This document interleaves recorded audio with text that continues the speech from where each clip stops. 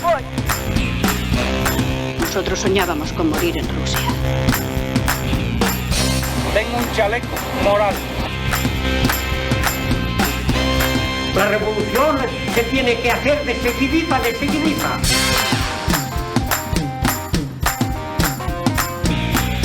Les mans a la masa. Nosotros, los que no tenemos nombre, los que no tenemos orgullo, los que somos una más. Bona nit, camarades contrabandistes, bona nit. Comencem amb les mans a la massa. Benvingudes a aquest espai de materialisme i lluita de classes a la ràdio. Aquest és un programa per compartir els conflictes que protagonitza la gent com tu, perquè l'actualitat passa per organitzar-nos. I els que tenen el poder fan les seves notícies, doncs nosaltres fem les nostres. Clar, evidentment, no són les mateixes, ja ho veureu. Bona nit, Joel. Bona nit, Isarn, bona nit a tota la gent que ha vingut aquí, bona nit, Lorena, bona nit, Josep, que ens porta, com últimament veia mà, la seva secció quotidiana. Estem molt contents de la quantitat de gent que ha vingut avui, realment. O sigui, crec que és una alegria poder compartir l'estudi, que ens queda poc, en teoria. Sí, estem de comiat. Sí.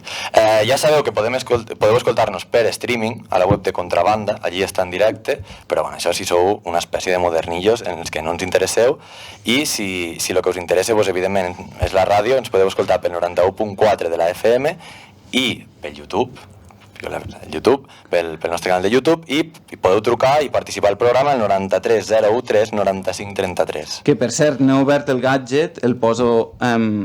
estableixo l'on-air perquè pugui funcionar tot això del telèfon. Jo me pregunto, tots aquests vinilos que teniu aquí, teniu pensat què fer-ne? Bueno, ha estat un debat profund i al final jo crec que sí que els hi podrem colar a l'Ateneu Enciclopèdic. Va per aquí la cosa, però encara queda una mica per mudar-nos. Havíem proposat de muntar un perestatge i tot això, però bueno, les coses que s'han de fer van per llarg, o sigui que tenim molta feina i és cert que ens mudarem a l'Ateneu Enciclopèdic. Llavors, avui us tornem a portar aquest programa en nou format, avui serà el segon programa, i llavors, si esteu tots preparats ja, perquè això és com una cursa, si esteu tots preparats, li dono a la seccioneta, perquè aquest any anem de seccions.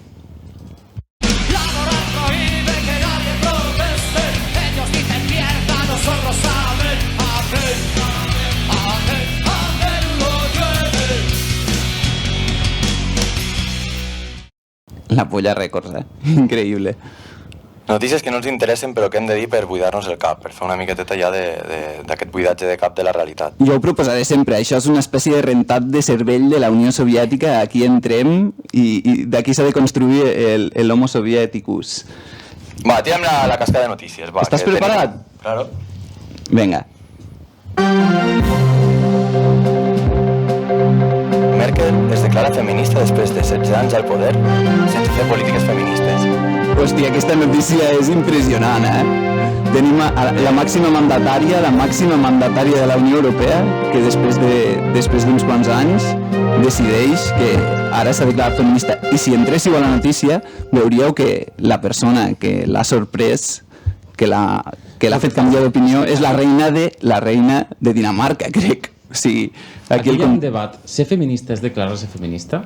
Aquest és el debat, realment, perquè Merkel... Ho elegeix la persona que es declara feminista ser feminista? Mercè Rodoreda, per exemple? Mercè Rodoreda és feminista, encara que no ho digui. Però ella o sigui, era com si veiés un trago de gel quan li deien...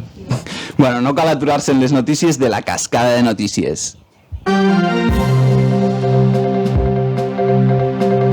Dos aficionats a l'snorkel troben un tresor romà amagat a l'abadia de Portitxol, a Xàbia.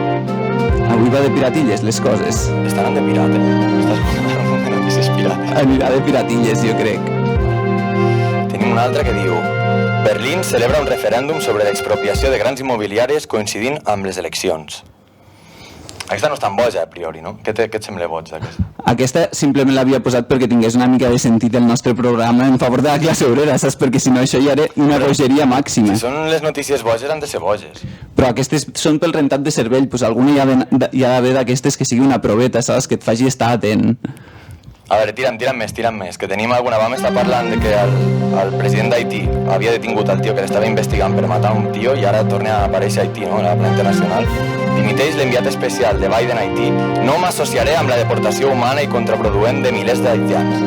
Ets el delegat d'Estats Units, saps? Què collons és aquesta notícia? Però què està passant?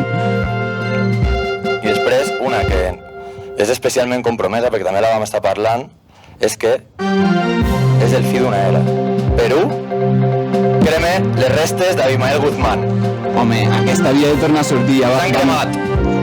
Vam entrar l'altre dia al debat de si perquè era, què s'havia de fer amb el muerto insepulto, tot això. Jo penso que han pres una mala decisió, tio. Han cremat a un màrtir. Això sí que és un debat. Però tu, Isarn, o sigui, quina solució plantejaries? O sigui si tu somies un funeral de vida... Digues. Però jo, valorant les condicions materials que hi ha en aquest moment, jo el que preferiria, ja ho vaig expressar l'altre dia, que les restes d'Abimael Guzmán a xupar-la. El que és important ara és que Pedro del Castillo se converteixi en el nou Abimael Guzmán. O sigui, jo el que estic esperant és que hi hagi aquest vuelco loquíssim en la situació. Això seria un bon funeral per Abimael Guzmán, saps? Que la bogeria no pari mai. A veure, la notícia és que creme les restes, no? També. On les creme, per què les creme, ja és una normalitat democràtica. La notícia, creme les restes. Bueno, què has fet amb les restes? Realment no les has cremat amb un metgero a casa teva? O sigui, on les creme? Tu saps això? Has aprofundit amb la notícia? No, però serà un horno que tinguin allí per fer proves amb una espècie de... No crec que és un líder terrorista, tindran una cosa preparada, saps? Alguna llei... Algun protocol? Hi haurà un protocol per com... No crec que hi hagi un protocol de com enterrar Abimael Guzmán, per favor. Bueno, encara en quedaven algunes i aquí tenim aquesta musiqueta de notícies que a mi ja saps que em torna molt boig.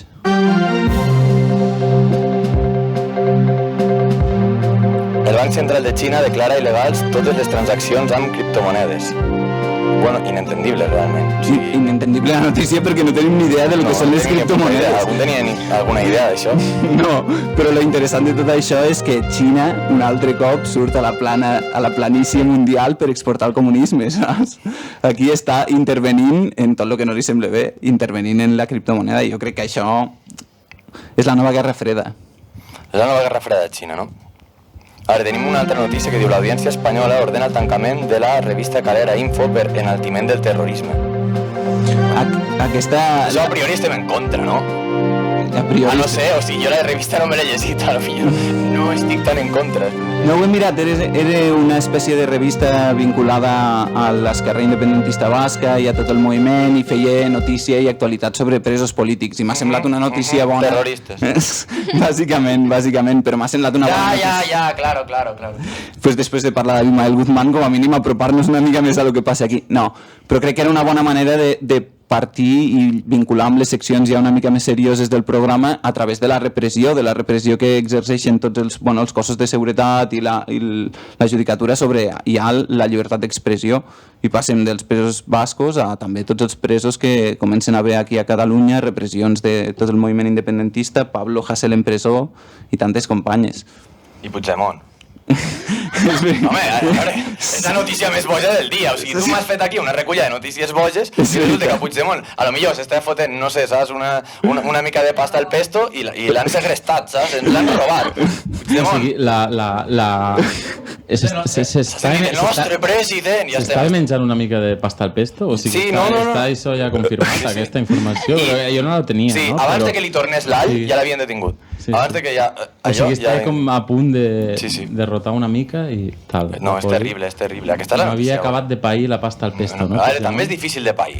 Perquè a més allí la fan... Em sembla que... A mi si em detenen d'aquí un mes, potser tampoc. Al dente, Són per aquí darrere els nostres hooligans que han vingut avui. Claro, la fan al dente, però a veure, al dente per ells. Per mi la veritat és que és una pedra en tot l'estómac que no digerirà. Un caramel. No, és així. És veritat que jo havia intentat que això no sortís. Hi ha hagut avui tan bona concentració que algunes companyes venen de donar suport a tot el moviment de base que s'ha organitzat, i llavors si tu vols fer sortir com a anarquista a mi me sembla perfecte, saps? Aquí exposant, marcant línia editorial, saps?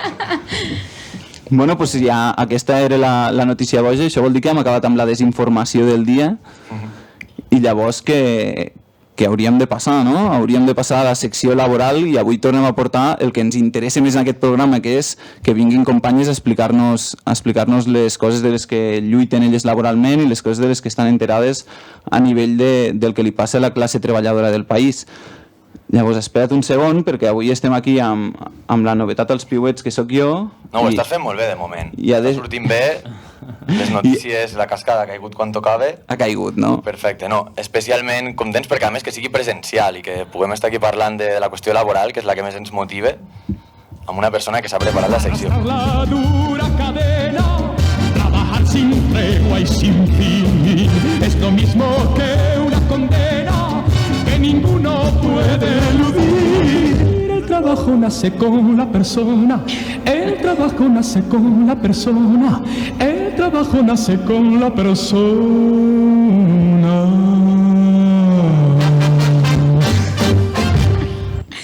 No em pot deixar de sobtar aquesta cançó de Rafael, és increïble. L'última afinació em guanya. Sí. L'última afinació em guanya. És molt... Aquesta secció realment la vau posar perquè volíeu posar aquesta cançó. Sí. Vale. Lorena, Lorena. És que tinc grupis. Doble cortinilla. Vamos la piba, vamos la piba, vamos la piba, vamos la piba. A més, com hi ha més gent aquí, Ja. Bueno, jo el que venia a dir és que el dia 2 d'octubre, el proper 2 d'octubre, dissabte, hi ha una manifestació exactament a Roger de Llúria, a Mallorca, a les 5 de la tarda. I és precisament pel tema de l'icetazo. I la consigna és cap interí al carrer. Llavors suposo que això ho haureu sentit a parlar. Sí, però costa molt d'entendre, o sigui que esperem que ens hagis portat un resumet de com explicar la notícia, perquè si no... És un resumet que he de llegir, perquè... Bueno, bàsicament l'icetazo és un reial decret, llei, del 14 del 2021, del 6 de juliol, i es va aprovar el 21 de juliol d'aquest estiu.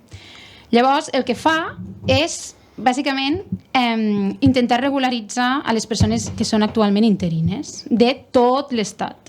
Llavors, és important recordar, jo no ho sabia, que existeix la directiva de la Unió Europea 1999-79-CE, que el que marca és que tots els estats membres de la Unió Europea han d'anar regularitzant els contractes temporals de l'administració i de l'empresa privada. És a dir, tots els contractes temporals han d'estar regularitzats. I això només es va aplicar durant aquests 22 anys que ha estat, que està vigent, només s'ha aplicat a l'empresa privada, i l'administració, en canvi, ha seguit fent molt poques oposicions, han tret molt poques places d'oposició i, per tant, moltíssima gent està en abús de temporalitat. Això vol dir que passem dels 3 anys que a Espanya són els mínims perquè et facin o fixe o et facin fora, però amb una indemnització. És a dir, que per una banda la llei diu que hi ha un gruix de treballadors que és bastant gran, que està sota abús de temporalitat, és a dir, que està contractada legalment com a mínim. Exacte, sí, realment és il·legal. Si som estrictes, no? Seria il·legal, perquè no està regularitzat. Quan aquesta llei sí que diu que Espanya hauria d'haver regularitzat totes aquestes persones que potser porten 15, 20, 25 anys amb contractes temporals. Llavors, actualment la situació és que a tot l'Estat hi ha aproximadament 100.000 persones amb situació d'interinatge que no estan estabilitzades. A Espanya 800.000, a Catalunya unes 100.000. Són moltíssimes persones. I, clar, en el meu cas, per exemple, que és el sector de la docència, aquí a Catalunya són 25.000. I d'aquestes 25.000 és molt important tenir en compte que el 70% són dones d'uns 50 anys. És a dir, que si aquestes persones no són regularitzades, no tenen una feina estable, si marxen de l'administració, si les fan fora, difícilment trobaran una feina. A més, òbviament, ja sabem quin és el rol de la dona i també es porta a càrrec la família normalment. És una situació molt complicada. Llavors, el que proposa aquest reial decret és això que ho haureu sentit dir d'estabilitzem les places en lloc d'estabilitzar les persones. No sé com ho diuen exactament, però clar, el que es vol és complir amb aquesta normativa perquè des d'Europa estan apretant Espanya per estabilitzar totes aquestes places que estan fent, traient moltíssimes oposicions. Això ho volen regularitzar abans del desembre del 2024, de manera que trauran oposicions a tot l'Estat de tots els sectors de l'administració, de tots. I això què fa? Responsabilitza al treballador de presentar-se a la OPO, treure-la i fer-se fixa. I si no la treus, doncs, o bé continues com a interina i, per tant, continuen acceptant que és un abús de temporalitat i t'han d'indemnitzar, o bé et fan fora, una de dos. Llavors, aquest és un altre tema, també. L'abús de temporalitat, la indemnització, ha anat de mal en peor, perquè anteriorment teníem 45 dies a l'any, amb màxim 24 mesos. Després de la reforma laboral ho van baixar a 24 dies, a 33, de 45 van passar a 33, i actualment els que ofereix l'Icetazo és 20 dies a 12 mesos. Estem parlant de la reforma laboral que va prometre el govern més progressista de la història, no? Això és exactament el que volíem tots. Sí, bàsicament. Total, que al final responsabilitza el treballador per no haver pogut fer oposicions, o si les ha fet, a lo millor les ha aprovat però no ha tret plaça, quan durant aquests últims 30 anys han tret molt poques places d'oposició, no només en el món de la docència, sinó en tota l'administració, no? I bàsicament aquesta manifestació és per anar en contra d'aquesta situació i que realment es regularitzi el fet que aquestes persones no puguin estar fora, no es quedin al carrer, quan són les que han estat treballant durant tots aquests anys. I m'agradaria ficar un detall, i és que aquest Reial Decret va ser acceptat per un vot i realment Esquerra s'havia pronunciat en contra en diferents plataformes i havia dit diverses vegades que no votaria sí, i finalment va votar sí. O sigui que realment, si ells haguessin complert la seva paraula, doncs aquest Reial Decret no s'hagués aprovat, perquè per un vot. Qui no espera una mica de mamoneo de la socialdemocràcia cristiana també, O sigui, a veure... Però depenia d'ells, duríssim. Sí. No, sí, és lamentable. I també crec que m'havies explicat tots els sindicats que ho portaven, no? També això i... Sí, bueno, no ens sorprendrem, no? A part d'aquest comentari d'Esquerra, sí, òbviament, doncs els dos sindicats, no sé si els dieu o no els dieu al programa, però... Estan vetats, però per criticar-los, per una punyalada al ventre es pot... Pues Comissions i UGT han estat a favor, com altres partits d'Espanya que també se suposa que no haurien d'haver estat a favor i sí, també. Llavors, si parlem de les notícies que han sortit aquesta setmana, justament per explicar una mica el que és el Icetazo i per mobilitzar els treballadors i treballadores en contra, sobretot són de la CGT, les que hem trobat, no? I també de IAC, ATAC, d'aquesta altra plataforma. Segur que n'hi ha algun altre de sindicat, però les que hem trobat més fàcil han sigut aquestes. Clar, a més la CGT el que proposa és que no es faci oposició a concurs, sinó que les persones s'hi quedin per mèrits, perquè ja porten tota una vida treballant i perquè aquestes persones no tindran després uns recursos, no? Directament. A més, estem parlant, en aquest cas, clar, que és el que més conec, en el món de la docència, la major part som dones.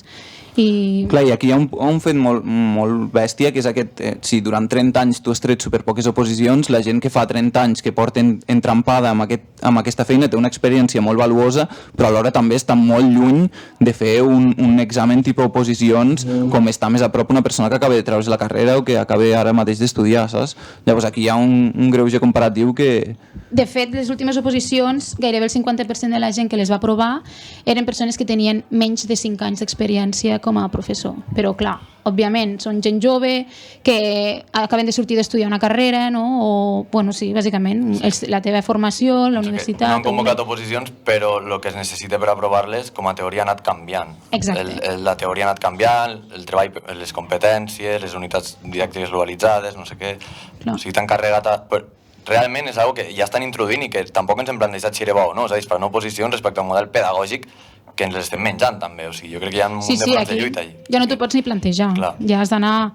Ara mateix ha passat per l'ARO, perquè de fet la indemnització és si has passat per l'ARO. Si no t'has presentat en aquest període de temps fins al 31 de desembre del 2024, no t'has presentat a res, no tens ni dret a indemnització si és que et continuen contractant. Aquesta indemnització tan lamentable, de 20 dies. O sigui, no tens dret. Per tant, per exemple, en el meu cas, m'he de presentar ja al juny a les oposicions, quan jo no tenia intenció de presentar-m'hi. Si no, després no tindré dret a indemnització, si és que no me les trec, o Clar, la pot ser que correcuida aprovi i no tothom me les s'ha de trec. presentar.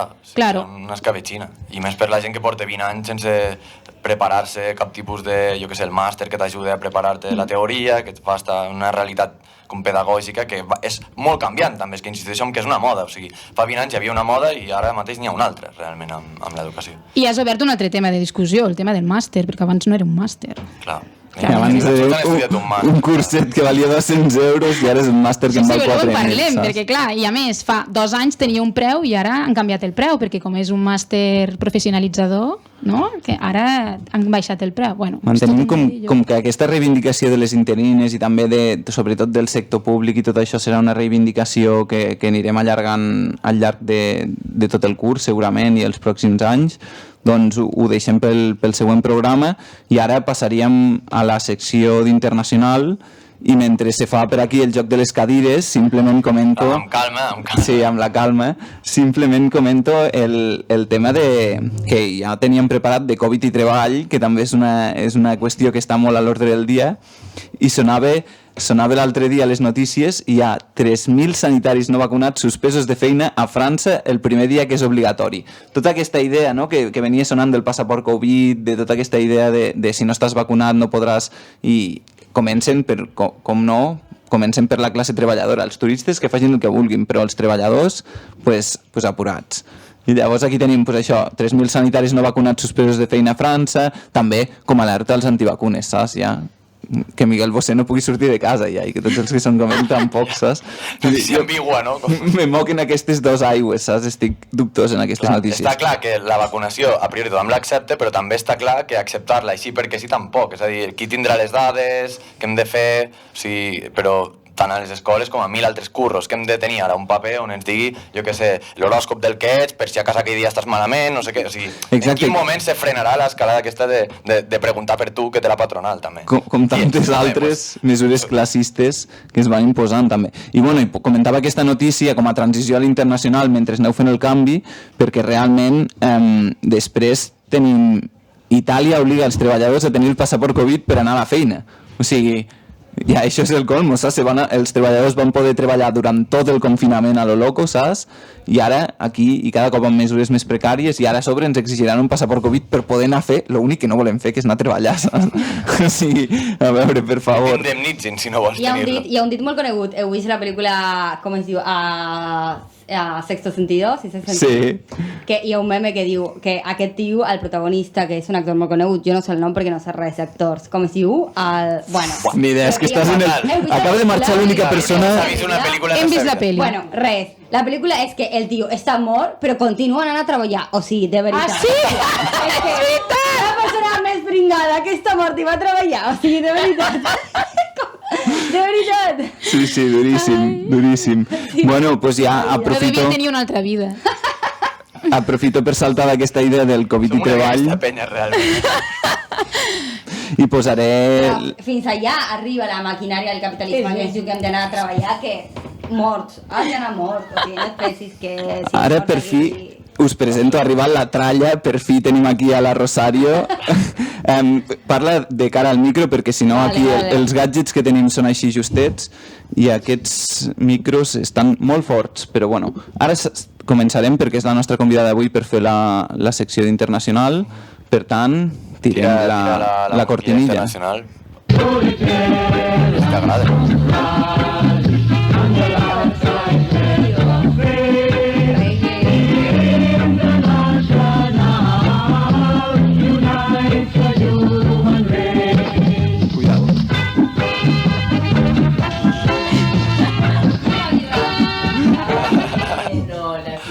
La coneixies? És la versió jamaicana de la internacional. No la coneixia. No, però abans estàvem parlant de morts, perquè estàvem parlant del tio aquest de Sexto Sentido. Anirem a la terra dels morts, on la mort té un altre significat que potser no és el que aquí tenim, que és a Mèxic, i de fet estem a poc temps d'aquests moments en el qual es celebra des d'una altra perspectiva. Anirem a Mèxic perquè el 7 de setembre és veritat que van passar 2 setmanes, una miqueta menys, però té relació per un altre dia que ara vindrà. El 7 de setembre, el que es diu la Corte Suprema, que vendria a ser com el Tribunal Suprem, però no té el caràcter que té aquí, o potser no és un tan hereu de determinades qüestions com és aquí al Tribunal Suprem, va en algun sentit a sentar un precedent per tal de despenalitzar l'avortament a Mèxic, en genèric. Per què? Perquè hi havia hagut un problema en un estat de Mèxic que és Coahuila, val? En aquest estat el que volien fer era condemnar fins a 3 anys de presó a les dones que exercessin el seu dret a avortar lliurement. Bueno, doncs, es va donar una sentència en contra, un pronunciament en contra del que volia fer aquest estat, i com es va fer amb una majoria absoluta, amb una majoria qualificada, això vol dir que ha de ser un precedent i ha de ser d'aplicació per tot arreu. Aleshores, en algun sentit, es va fer un pas endavant amb la despenalització de l'avortament a tot Mèxic, el qual és molt important. Estem parlant d'un país en el qual hi havia alguns estats que ja havien avançat en aquesta legislació, principalment Ciutat de Mèxic, que era el que primer havia avançat. Estem també en altres estats, i a més estem parlant, jo crec, que d'un continent, o depenent com el mirem, d'una Latinoamèrica des de fa molt de temps ve avançant en aquest dret fonamental que és el dret a l'avortament. És a dir, en algun sentit és part de la marea verda que està per tot arreu. De fet, Argentina ho va aconseguir fa molt poc, no? Exactament. De fet, Argentina el va aconseguir fa molt poc, el qual, evidentment, el que passa a Mèxic no és perquè sí, sinó és perquè hi ha una mobilització a tot el continent i perquè hi ha una mobilització també a Mèxic. Jo vaig estar el 8 de març passat a Mèxic, de fet, la mobilització del moviment feminista és molt potent, i ara aconsegueixen aquesta situació que és molt important. Què és el que diuen les companyes de Mèxic? Evidentment, això és un triomf, això és molt important, però amb això no n'hi ha prou, perquè una cosa és que es despenalitzi, és a dir, una cosa és que tu no vagis a la presó per tal d'exercir aquest dret, i una altra cosa és que tu tinguis el dret a exercir-lo lliurement. És a dir, que això no vagi a presó no significa que jo vagi a un hospital públic i que a mi m'exercessin aquest dret. És a dir, que una cosa no significa l'altra. Una cosa és que no sigui al Codi Penal i una altra cosa és que tingui garantit com a un dret al sistema públic de salut, etc. Aleshores, evidentment, alerta, això és molt important, però amb això no n'hi ha prou, hem de garantir aquest dret, hem d'anar cap a la legalització en algun sentit, oi? No és el mateix despenalitzar que legalitzar. Nosaltres no volem merament no anar a presó, que ja és molt important, estem parlant de Mèxic, que hi ha milers de casos de dones preses per avortar. A més, allà moltes vegades s'hi afegia un agravant, que seria que per vincle, que tu tenies com es diu? Parentiu. L'altre dia em va sonar tan rara i es diu parentiu. Bueno, o sigui, era encara pitjor la condemna que et donaven per la qüestió del parentiu.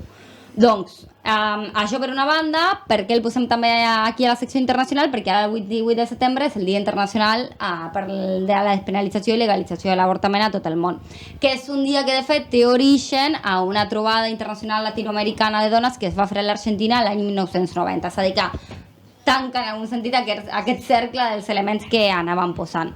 Doncs és un dia molt important, principalment per a aquests països en els quals encara no s'ha garantit aquest dret. Són molts, és a dir, nosaltres pensem que són pocs, però en realitat a la majoria del món encara hi ha restriccions al que es refereix al dret a l'avortament, és a la inversa del que nosaltres pensem. I sense anar més lluny, fins i tot passa aquí en Europa. Polònia, que fa poc temps va treure una de les causals que permetia exercir aquest dret, com és la de malformació fetal. És a dir, en general hi ha 3 causals bàsiques, el risc de vida de la mare, malformació fetal, i ara malformació fetal la van treure a Polònia. És a dir, que hi ha hagut un retrocés. I que sigui legal l'avortament, evidentment, tampoc significa que tu el tinguis garantit. O sigui, aquí l'altre dia ha sortit la notícia: 9 províncies de tot l'estat espanyol no tenen registrat des de la legalització de l'avortament cap avortament. Això et volia comentar, que per exemple jo soc de Lleida. És que aquest és un tema. Sí. I clar, jo estic a punt de parir i em preguntaven: i on vols parir? I jo deia: a Lleida no, perquè a Lleida no s'exerceix l'avortament. No hi ha cap metge quin dret aquest s'ha fet? L'objecció de consciència. L'objecció de consciència. Com si no volguessis fer la mili, saps? No aniré a parir allà on el metge que em pugui atendre no vol fer un avortament a una dona que vol avortar. O sigui, què és això? I estem parlant, com dius, d'Europa, estem parlant d'aquí de Catalunya, o sigui, aquí al costat. Sí. I l'altre dia sortia una associació que treballa molt amb aquest tema, que és l'Associació de Drets Sexuals i Reproductius, que de fet comenta de que hi ha molt assetjament de les dones que van a avortar moltes vegades, lamentablement, justament com no hi ha hospitals públics on tu puguis anar, moltes dones, les que poden, finalitzen anar a clíniques privades que realitzen aquest avortament, hi ha, o sigui, militants i organitzacions religioses, fonamentalistes, etc., escratxant a les noies que estan allà per exercir aquest dret. Com el que passa a Texas, que no sé si l'heu vist. Ara a Texas el que volien fer era donar-li pasta, o sigui, així com compensació d'assassins que estan buscats pel món, bueno, el volien fer amb l'avortament. Aleshores, que si tu sabies que la teva veïna, que la teva amiga o que no sé quina cosa anava a avortar, que el comentis i et donaven pasta. Això està ara en discussió a Texas. Persecució I llavors què increïble. feien amb la noia que volia avortar? Què feien? La penalitzaven. O sigui, clar, als Estats Units té una qüestió més genèrica de despenalització, però després entra, evidentment, la legislació de cada estat en aquest aspecte. Doncs el que volien era que tu vagis a dir, bueno, mira, aquesta avortarà, aquesta no avortarà, etc. I llavors l'impedeixen, l'avortament. I llavors l'impedeixen. I la penalitzen. Aquí no s'ha aprovat encara, o sigui, jo, pel que tinc entès, però volien fer això. L'embadurment. Volen fer això. Però és que fa poc també van intentar declarar que fos una qüestió penal el fet d'anar en tromba a les clíniques d'avortament aquí a Espanya. Això s'ha conegut fa 3 dies, no? Que han intentat convertir en delicte d'odi el fet de que tu no et puguis plantar amb una marabunta de bojos quan una dona va avortar i inundar-la Això és el que diu. Sí, que ha sortit a la televisió tots aquests casos. Però a Texas la mesura concreta que proposen és embadurnar-la i emplumar-la, no? Com a l'antigo oeste. És fonamentalment. Probablement. És a dir, que moltes vegades pensem que ja hem avançat en determinats drets, primer ser conscients de que lo hagin conquerit en una part del món no significa que aquest dret estigui guanyat a tota la resta i que sempre que hi hagi una companya que tingui negat aquest dret hem de continuar lluitant i que fins i tot aquí tampoc per tenir el dret garantit significa i que de fet, o sigui, pot haver retrocessos com hi ha a Polònia o com pot haver en altres parts del món, és a dir, és una dinàmica de lluita com la lluita de classes mateixes i si no estem allà per defensar-lo, doncs qualsevol dia ens volen treure aquest dret. No per casualitat, perquè és tot part de disciplinament, és tot una, no? O sigui, és intentar de trencar amb això que nosaltres vam aconseguir trencar en algun sentit, que és el d'un rol que ens volen imposar, que és el de ser meres incubadores de la maquinària capitalista, és a dir, de generar fills perquè vagin a treballar, i quan nosaltres en algun sentit comencem a qüestionar tot això, evidentment hi ha un sector que no vol, perquè té un sentit econòmic també. Però bueno, això. Molta canya, jo espero Rosario que segueixis venint i bueno, acabem la secció internacional, no? Teniu alguna altra cosa a posar, però et quedes perquè comentem ara la secció de la vida de la classe obrera i fem el tema de la pujada de la llum. Sí, també era un tema a parlar, que ens va quedar de l'anterior programa i crec que estaria bé comentar una mica. Sí, perquè segueixen absolutament d'actualitat i com més va com més anirà l'hivern, doncs més ho serà, saps? Ahir veia el Polònia de l'altra setmana, em sap greu comentar, però és que increïble, Felipe González i Aznar ballant en el seu iate, brutal. D'això bo, d'això bo.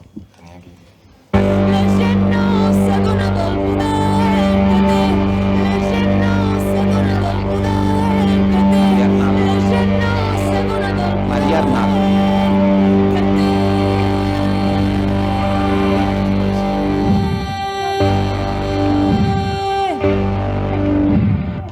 Crec que sí. Millor que diu una vaga general. Crec que sí, la cançó es diu La gent no s'adona del poder que té. És molt xula. A veure, la idea és això, parlar del tema del preu de la llum, que tampoc volia ser... Cris, pots apagar la llum, sisplau, que... Per favor. El tema del preu de la llum es podeu apagar la llum ja. No, però ja està, són més de les 10. Són més de les 11, podem estar tranquils. Vale, Algú hòstia. sap si avui és preu alt o baix? Jo avui tenia el dubte. No sé, Avui és divendres. Canvia en festiu. Jo crec que... Però és festiu. Però és a Barcelona, és la Mercè. La Mercè Pues és... jo avui m'he agafat el Renfe i em deia que tenia horari de festiu. Això és veritat. La llum té horari de Algú el festiu. sap avui? Torna a obrir la llum! És un buit legal. Tenim aquí una llumeta lila que diu Oner a la porta de l'estudi, Veritat, que és segur que fantàstica. gaste, però això Home, però a veure, gaste, aquí hem xaval. de renunciar ja. No, a aquesta estètica no es pot renunciar, és l'únic que manté això en peu. Ja, jo anava a dir que hem canviat el programa de les... fèiem cap a les 9, no sé què, a la nit, precisament perquè després costava. de les 10. Sí, contrabanda estem fent... I nosaltres som gent diurna, gent que pues, som gent treballadora, que està sempre Sí. desperta a les 7 del matí, i ara ens veiem forçats a fer el programa a una hora que pràcticament jo estaria dormint pel el tema del preu de la llum, a Plaça Reial el divendres. Terrible, terrible. Fem birres perquè fa una calor increïble i si no ens hidratem... És per sobreviure. Bé, el cas és que, a veure, no em volia extendre molt, el tema és que com que s'ha estat parlant de lo de la llum, que jo també volia treure un tema de si s'estava protestant poc per la llum i molt pel tema ambiental, de l'aeroport i tal, que això també és un tema. Va, aquí ho deixava aquí, però en general... Pum. No, aquest és un tema, perquè vam estar l'altre dia a la manifestació i és un tema, o sigui, aquí, que tampoc no vull desmereixer una cosa com si anés, no? Ja. Però el tema és que, en realitat, algú sap per què el preu de la llum és tan car? Aquí seria la idea, no? Com intentar resumir una mica. I jo crec que... Has fet està bé periodisme fer-ho. d'investigació. He fet periodisme d'investigació. Avui m'he capbussat a la història. Hi ha un lloc, una piscina que és la història, i jo m'he capbussat en ella. Primer, la primera idea és el franquisme, que això és una cosa que vaig ràpid, però la gent pensa que el franquisme tot estava nacionalitzat, que tot era de l'Estat, i això és mentida. Però si la llum va arribar del franquisme... Però què dius? Però que Franco va crear la Seguretat Social, no? Jo no ho sabia, això. I els pantanos, tothom està molt orgullós. Però no eren aquests que van veure que no eren elèctrics, aquests que van veure que havien generat tota una cooperativa Sí, i que increïble. el Estava franquisme va letona, mantenir en un moment. estava letona i estava el La tema de les letona elèctriques. i la llum, vale. Però és que jo pensava que era així. El fet és que la llum, el Franco li va regalar a col·leguilles, per exemple, FEXA, que era catalana, la CB de Catalunya, va i li regala al Marc, de la banca Marc, que era una espècie de ja antic pirata, que s'havia fet els seus negocis i tal, i li havia pagat el vol cap aquí per fer el cop d'estat. És que no entenem bé el franquisme amb el rotllo aquest de que estava tot nacionalitzat, de que era autàrquic i tal. Igual si va penalitzar més el negoci estranger aquest, bueno, en resum, el fet és de que l'únic que hi havia mínimament públic era Endesa en si, que era una red elèctrica que anava pul·lulant i anava expandint-se per l'Estat, però en realitat la resta de productores de la llum eren privades i les va donar a mans. Per exemple, hi havia un altre que és el del Pazo de Meirás, a Galícia, doncs aquest té la llum de Galícia. O sigui, havien anat repartint així, per lo que jo he pogut mirar, no? I el fet és que si queda Endesa, que ja era poqueta cosa, que no tenia a veure amb la producció, arriba la transició i llavors aquest oligopoli que només quedava Endesa, doncs resulta que Felipe González el privatitza un 30%. És a dir, el primer és Felipe González amb un 30% i en diu modernització de l'Estat. Que mola el nom que li donen al mamoneo. Modernitzar...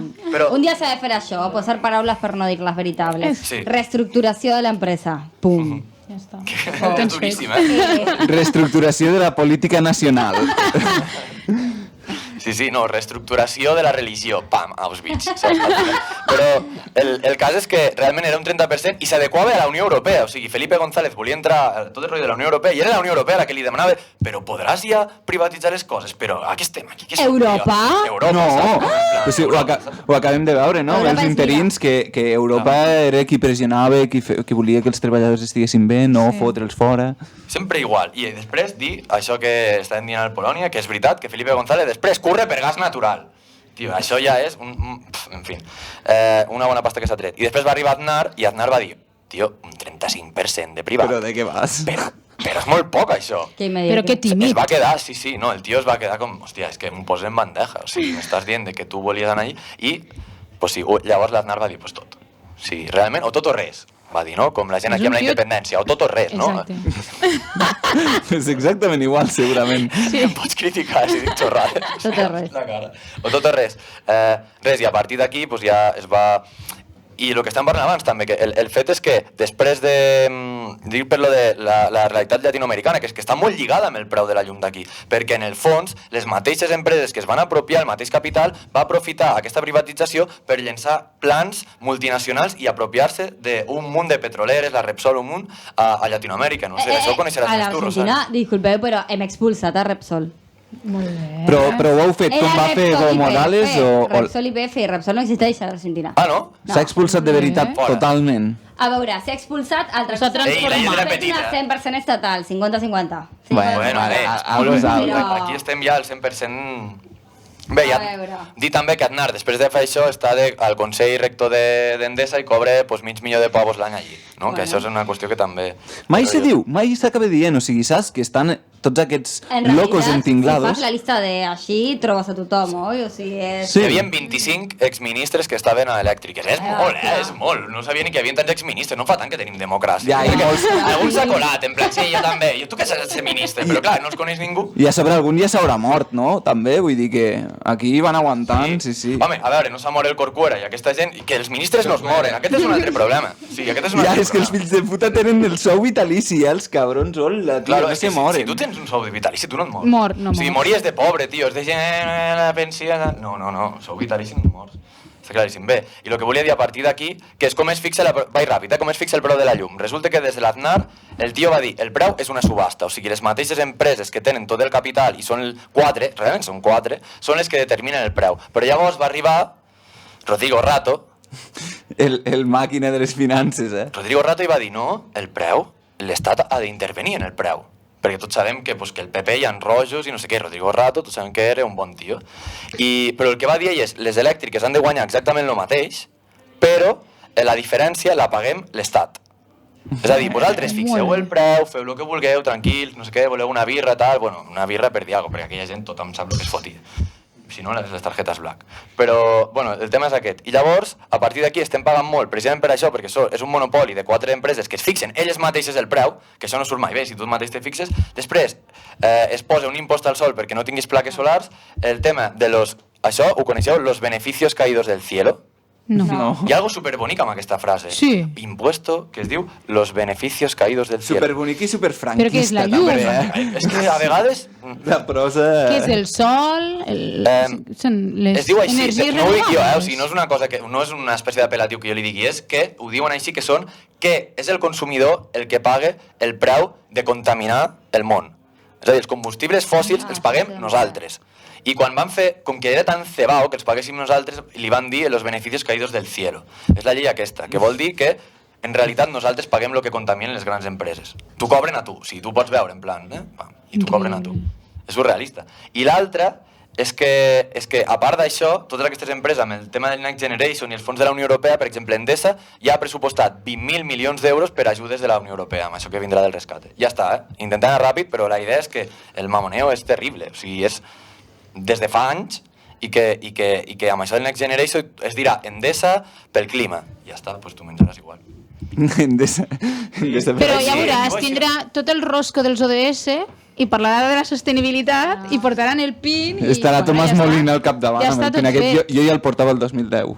Dirà, jo ja el tots els altres a darrere, una cua aquí a darrere. Ja. Voleu entrar amb el tema, no sé com anem de temps? Anem malament Pues, de temps? no, El tema de que ens manifestessin pel clima i no es manifestessin per la pujada de la llum. No podem fotre una mica de canya amb això? No penseu... No, potser Yo creo que una cosa no trae la otra. Yo creo que el problema es que aquí el que necessitem és algo que englobi justament. És que un problema té a veure amb l'altre. O sigui, Absolutament. vosaltres penseu que molta part del que hem pensat o hem cridat o hem exigit o hem denunciat el diumenge passat a la manifestació de l'aeroport, no el compartiríem en una manifestació al voltant de la qüestió de la llum. Penso hi ha consignes que- comunes, hi ha problemes comunes, que seria hi ha complicat. orígens comuns. O sigui... Per què? A veure... Pues perquè la gent vol adherir a plataformes fantasma, com les que deien el tema del clima. Viernes por el clima, perfecte. O sigui, jo torno a casa, jo què sé quiera aquesta gent me'n vaig i jo no tinc cap tipus d'esforç allí, cap tipus d'identificació i me'n vaig.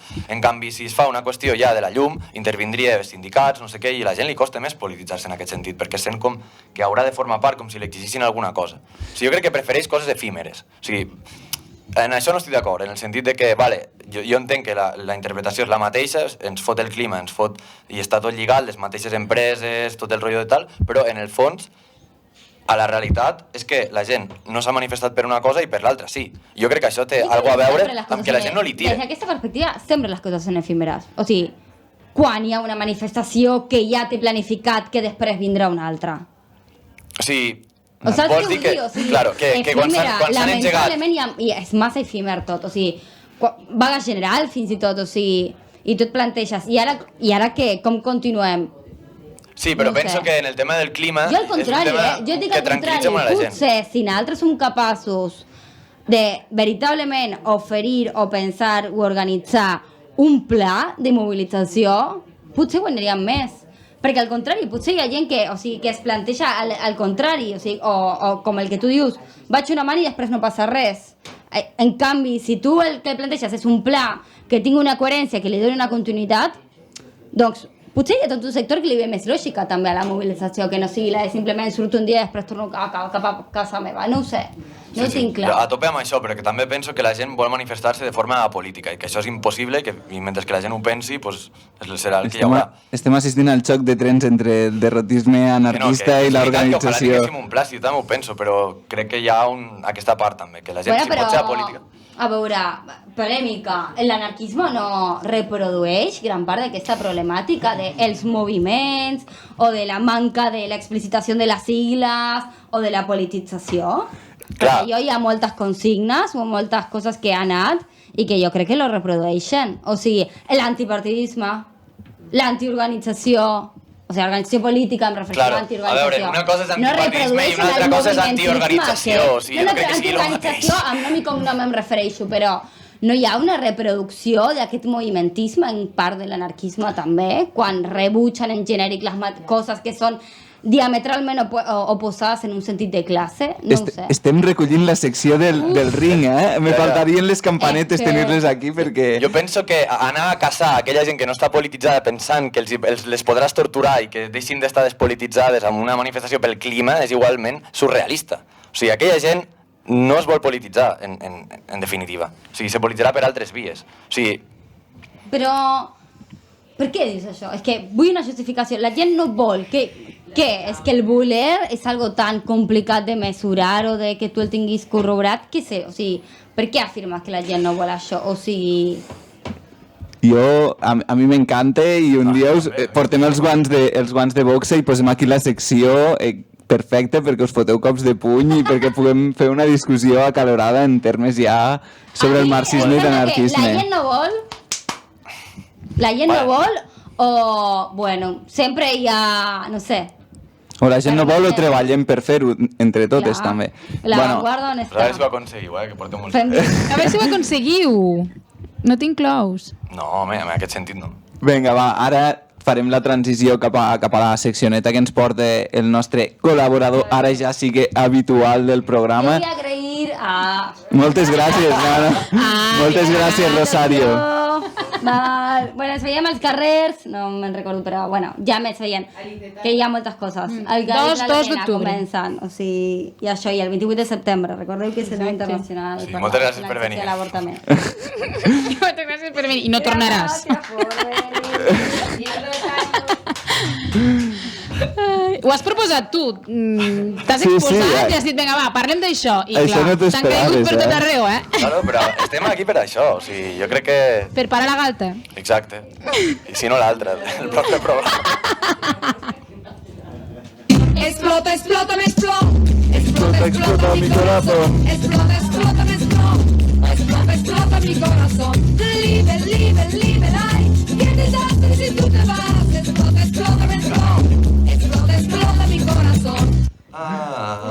Però a mi el que més m'agrada és haver el que l'altre dia em vas explicar, que era live, live, live the life. Live, live, live the life. Jo pensava que era live, live, liberal o liberal. Hi havia diverses escoles, l'Isarn l'acusava de dir live, live, liberal. Claro, jo tenia aquí una critiquilla. Live, live, liberal. Amb molts més i la Rafaela. Era vote comunista. Ja, increïble. Votava pobre. Sí, votava pobre. Tots els bons moren aviat. Jo us vaig dir que ma mare va anar a l'enterro de Rafaela Carrà. Sí. La van entrar allí a Santa Maria la Major, me sembla, carregant-la el fèretro, tal... Sí. Increïble. Quantes persones? Buah.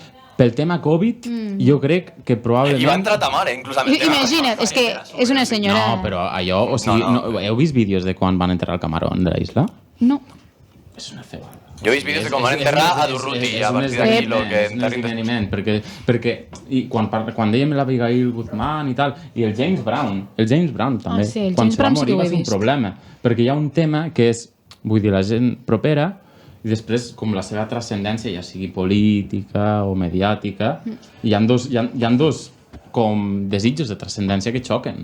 Això és un lloc comú amb Abigail Guzmán o amb qualsevol persona que Abimael.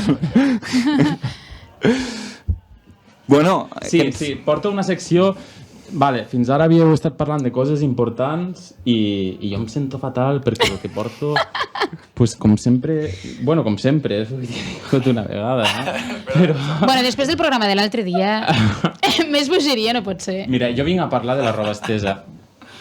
I... Dale, la roba estesa. Aquesta és una pregunta trampa perquè jo ja ho sé que vosaltres sabeu la resposta, però vosaltres diríeu que està prohibit penjar la roba al balcó de casa teva, aquí a Barcelona?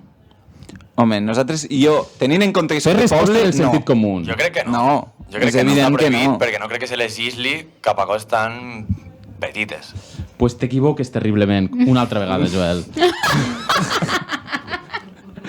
Al 1999 es va haver una ordenança pública amb tota una sèrie de no ho sé, no ho sé dir, però l'Ajuntament de Barcelona va treure una llei que prohibia que la bugada estigués a la façana que dona a l'espai públic. I jo el que volia portar-vos aquí, no sé si tinc temps, perquè tinc una sèrie de coses que vull comentar, és per què l'Ajuntament de Barcelona prohibeix que es pengi la roba en un lloc que dona a l'espai públic. Però no només l'Ajuntament de Barcelona, no? Sí, és algo general. Sí, a Espanya és bastant normal, però, per exemple, si vas a Itàlia, és gairebé un motiu gairebé com identitari. O sigui, a Venècia, Roma, el Trastevere i tal, la roba penjada, i tenen com 1000 filigranes per estendre la roba. I aquí, no sé, la gent almenys al nostre bloc de pisos té totes les cordes d'estendre la roba plenes de merda, però plenes de com no les ha utilitzat mai. Jo no sé on pengen la roba. Però entenc que si la penges a darrere és igual, o sigui, la idea és que la pengis al carrer, no? Allí està prohibit. Aviam. A la façana. A la façana, no? Clar, que sigui visible. A darrere està permès. Ojo, que estem en directe. I no te pillen, sí. Claro, ahí està. No ens escolta molta gent, però segur que la Guàrdia Civil sí que està aquí a veure si es confessi algun delicte. Un saludo especial a la Guàrdia Civil. Jo crec que hi ha un secret que viu. Guàrdia Civil! Policia! Vale. Jo del que us volia parlar és que hi ha una dita aquí a Catalunya que diu hi ha roba estesa. I quan algú diu hi ha roba estesa, vol dir en plan porta compte que hi ha algú escoltant, hi ha algun tafaner o a lo millor unes orelles massa innocents. O sigui, hi ha aquest doble joc, o a lo millor hi ha un nen o una nena que no hauria de saber, o a lo millor hi ha algú que està escoltant.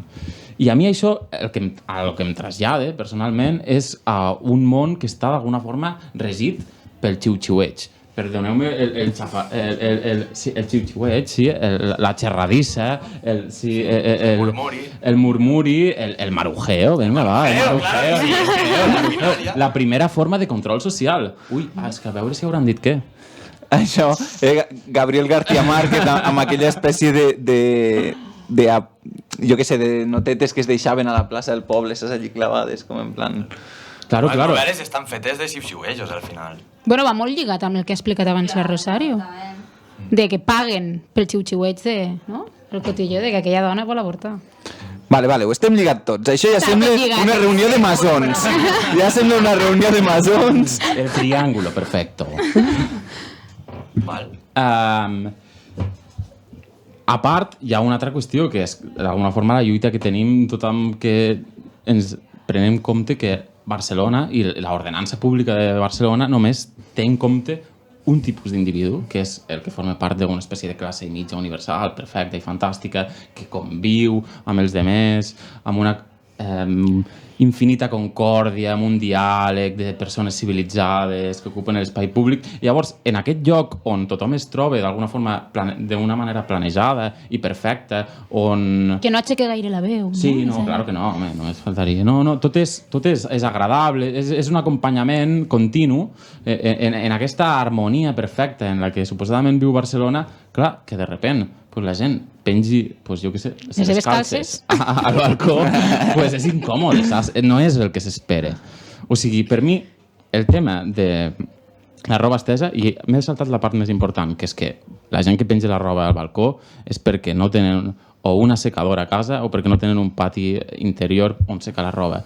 És a dir, que fan servir el seu espai personal i optimitzen el seu espai personal com fem tots els que vivim a Barcelona. O sigui que, primer, és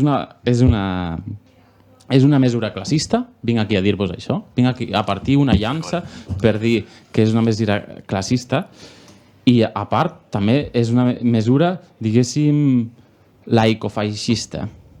No sé com... Perquè... Vas anar mirant i hi ha hagut una muntanya russa a la mirada. Per darrere de les càmeres aquest laico no apareixia, saps? O sigui, això era... Clar, no, t'he sentit que apareixi laicofeixista, clar, s'ha explicat. Jo el que penso és que els que vivim aquí a Barcelona, o sigui, si tu passessis pel Raval o passes per la Barceloneta, la presència d'aquesta forma d'expressió col·lectiva per mi és una manera de sentir estèticament la ciutat de Barcelona. Ja sé que aquí els temes estètics els eviteu perquè parleu de coses de veritat, no? Però cachis en la Mar Serena. Cachis en la Mar Serena. Això és estètica, diu això per estètica. O sigui, és una forma d'expressió col·lectiva i és un collage i és una manera de manifestar-se en l'espai públic i dir aquí vivim persones i l'estem fent anar i d'alguna forma que lo íntim i lo públic forma part d'una mateixa lluita que trenque tabús, no? Exactament. Exactament. O sigui, i a qui molesta més és d'alguna forma als urbanistes que volen fer una escissió exacta i perfecta entre lo públic i lo privat, perquè això és el seu somni. Llavors, final... la roba estesa és un mal de cap, és un mal de cap. Quin merda de persona has de ser per ser el pobre tècnic que està allí en plan, no, sí, ara ja veureu, aquestes calces te les hauràs de guardar a damunt de la cadira, saps, xaval? És que és lamentable. Però és que no volen pobres a baix i ara els han de voler a dalt, si ja no els volen a baix. O sigui, totes les mesures, bancs individuals, cutríssims, ja estan... La violència està allà. Això a mi sempre em fa pensar també amb el vagó del silenci, que jo m'havia discutit amb gent perquè defensaven a saco aquesta idea, saps? Jo vull anar tranquil al tren i vull el meu vagó on s'estigui silenciós. Calla, per favor.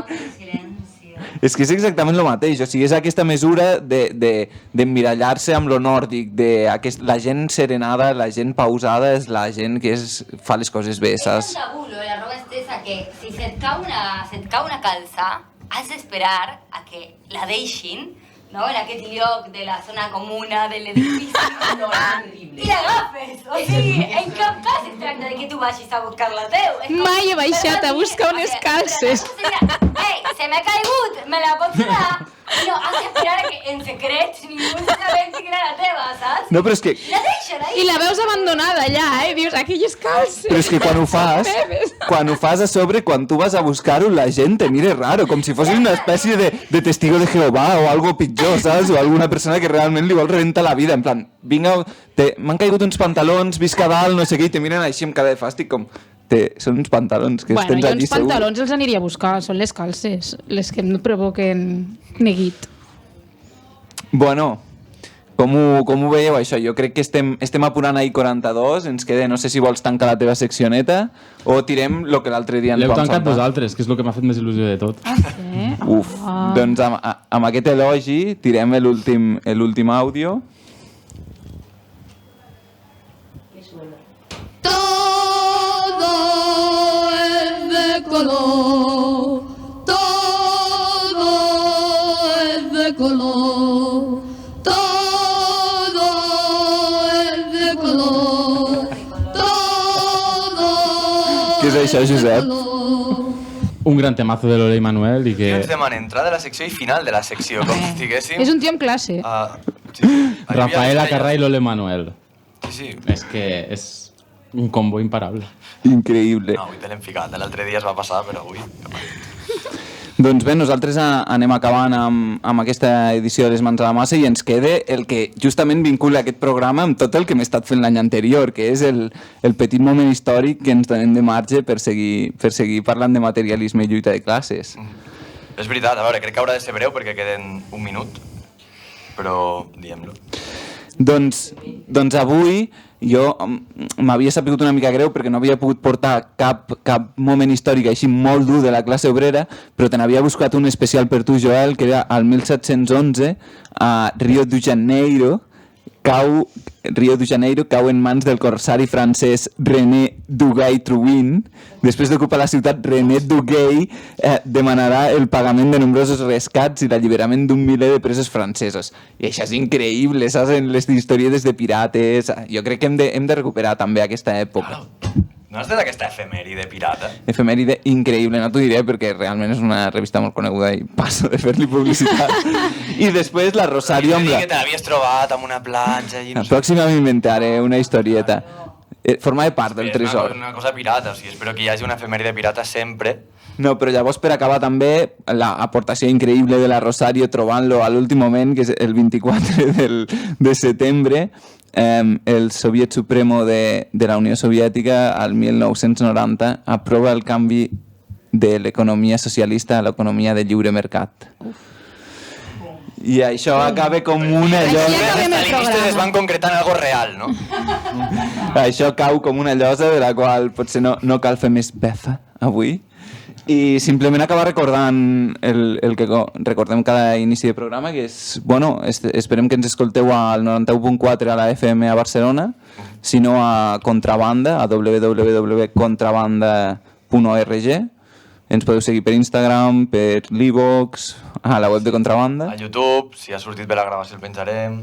I podeu trucar, i si algú li fa il·lusió, encara estarem un ratet per aquí, ara quan acabem el programa, podeu trucar al 93 013 9533. I què passa? Pues que contestarem. Però vosaltres us quedeu aquí? Sí, a esperar. Pot trucar quan sí. No contestarem i ja està, no passa res, no? Sí, la Sílvia ha trucat, és veritat. Bé, bona nit, contrabandistes. Bona nit, gràcies a tots i totes per venir. Bona nit.